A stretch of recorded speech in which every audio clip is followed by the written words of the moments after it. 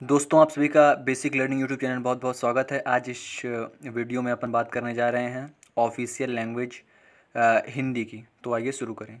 दोस्तों, यहाँ पास लिखा गया article 343 of Indian constitution stated that the official language of India is Hindi in Devanagari script. मतलब भारत की जो ऑफिशियल लैंग्वेज होगी, कार्यकारी भाषा या आधिकारिक भाषा, वो हिंदी होगी और स्क्रिप्ट जो होगी वो देवनागरी होगी। ठीक है, आगे लिखा गया है script instead of the extend English के साथ साथ, मतलब इंग्लिश भी चलेगी साथ में।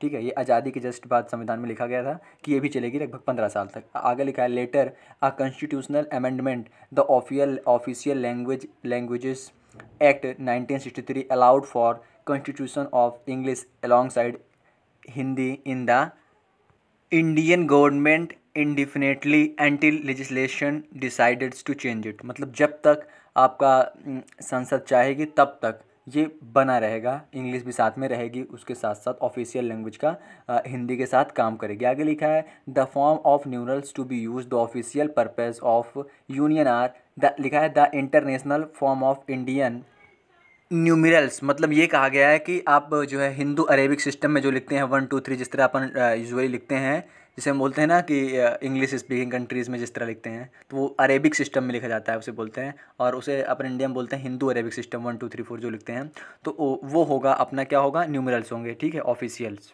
दोस्तों, आगे लिखा गया despite the misconceptions Hindi is not national language of India. ये बात आप याद रखिएगा कि भारत की राष्ट्रीय भाषा, I mean national language of India is not Hindi. Okay, आगे लिखा है the constitution of India does not give any language the status of national language. इसका मतलब ये हुआ कि भारत की कोई भी राष्ट्रभाषा नहीं है, और ठीक है, कोई भी राष्ट्रभाषा नहीं है, चाहे हिंदी क्या है, आपकी ऑफिशियल लैंग्वेज है अलॉन्ग साइड इंग्लिश के साथ साथ आपका हिंदी ऑफिशियल लैंग्वेज है। और आगे लिखा है the constitution of India does not give any language the status of national language. कोई भी भाषा को भारत का संविधान जो है नेशनल लैंग्वेज का दर्जा, नेशनल लैंग्वेज का स्टेटस नहीं देता है। ये बात आप याद रखिएगा। भारत की आधिकारिक भाषा हिंदी है और इंग्लिश, बस।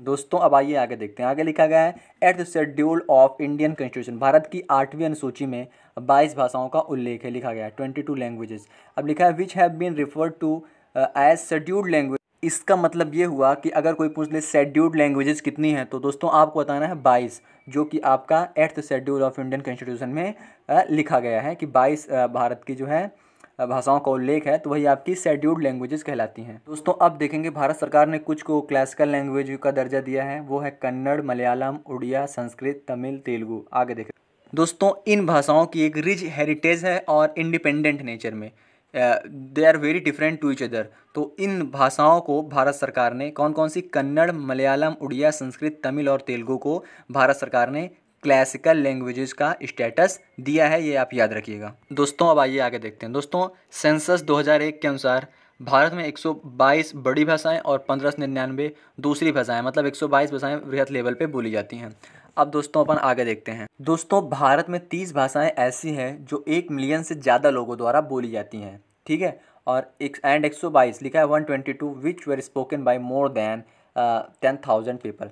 और 122 भाषाएं ऐसी हैं पूरे भारत में जो 10,000 से ज़्यादा लोगों द्वारा बोली जाती हैं, और 30 ऐसी हैं दोस्तों जो आपका मोर देन 1 मिलियन पीपल्स द्वारा क्या कहती है, बोली जाती है।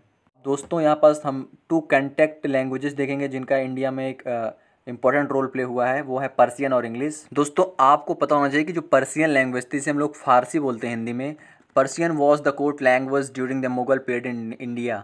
भारत में मुगल शासन के दौरान, मुगल टाइम के दौरान पर्सियन कोर्ट लैंग्वेज थी। और दोस्तों, आगे भी ये रही तब तक जब तक ब्रिटिश कोलोनाइजेशन इंडिया में नहीं हुआ।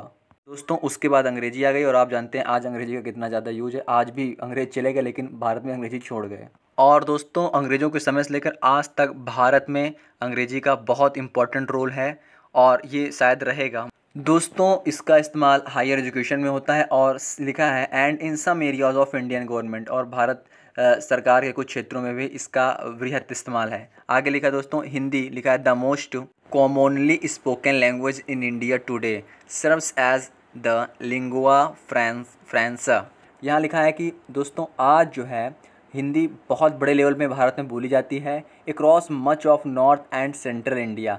पूरे नॉर्थ और सेंट्रल इंडिया में यही हिंदी लैंग्वेज भारत में सबसे ज़्यादा बोली जाने वाली भाषा है। आगे लिखा है Bengali is the second most spoken and understood language in the country with a significant amount of speaker.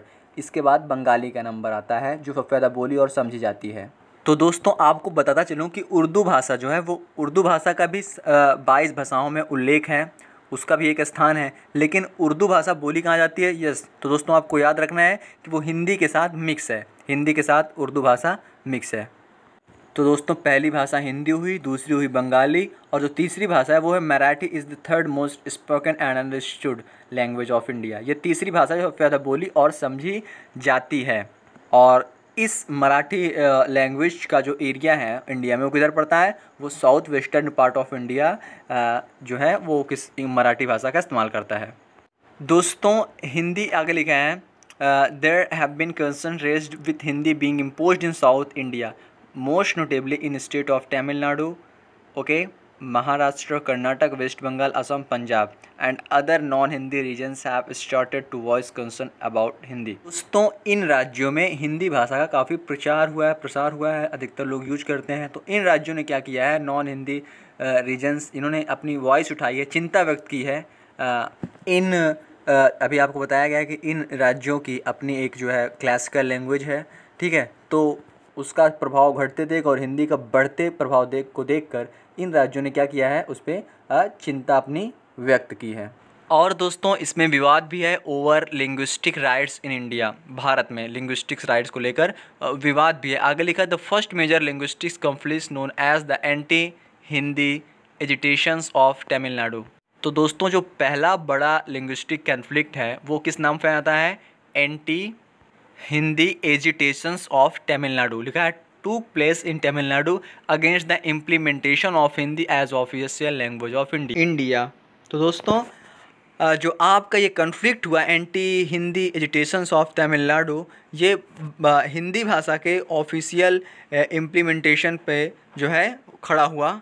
Bharat का पहला बड़ा भाषिक वो विवाद जो है anti Hindi agitations of Tamil Nadu. दोस्तों आगे दिया गया है पॉलिटिकल एनालिस्ट कंसीडर्ड। जो आपके जो पॉलिटिकल एनालिस्ट्स हैं वो कंसीडर करते हैं, मानते हैं कि this is a major factor in bringing DMK to power. और यही कारण है कि जो वहाँ पार्टी डीएमके है वो पावर में आ पाई and leading to the outstanding and nearly total elimination of the Congress party in Tamil Nadu. और यही कारण है कांग्रेस पार्टी के तमिलनाडु से पूरी तरह सफाया होने का। और इन्होंने किसको मुद्दा उठाया? भाषिक मुद्दा उठाया, जो कि मैंने आपको पहले बता दिया है। वो पहला कॉन्फ्लिक्ट क्या था? Anti Hindi agitations of Tamil Nadu. आगे देखते हैं दोस्तों। और दोस्तों बिल्कुल same strong cultural pride based on language पे जो ये स्ट्रॉन्ग कल्चरल प्राइड है बिल्कुल सेम अदर स्टेट्स में भी देखा गया, जैसे असम, उड़ीसा, कर्नाटका, वेस्ट बंगाल, पंजाब एंड महाराष्ट्र। आगे लिखा दोस्तों to express disapproval of imposition of Hindi on its state peoples as a result of the central government, the government of Maharashtra made the state language Marathi। उसने state language क्या बना रखी है? मराठी बना रखी है। और लिखा है mandatory in educational institution of CBSE and ICSE through class और grade 10th grade तक या क्लास 10th तक CBSE हो और ICSE बोर्ड हो, ठीक है। इन सभी एजुकेशनल इंस्टीट्यूशन में मराठी को जो है एक आवश्यक लैंग्वेज बनाया गया है और 10th ग्रेड तक, क्लास 10 तक इसको पढ़ना होता है महाराष्ट्र में, और इसी तरह अदर स्टेट्स में भी है। दोस्तों thanks for watching the video. अगर आपको ये जानकारी अच्छी लगी हो तो दोस्तों don't forget to subscribe my channel and please like and share the video and don't forget to comment below. I again appreciate your time for watching the video. Thank you. Bye. See you. Take care.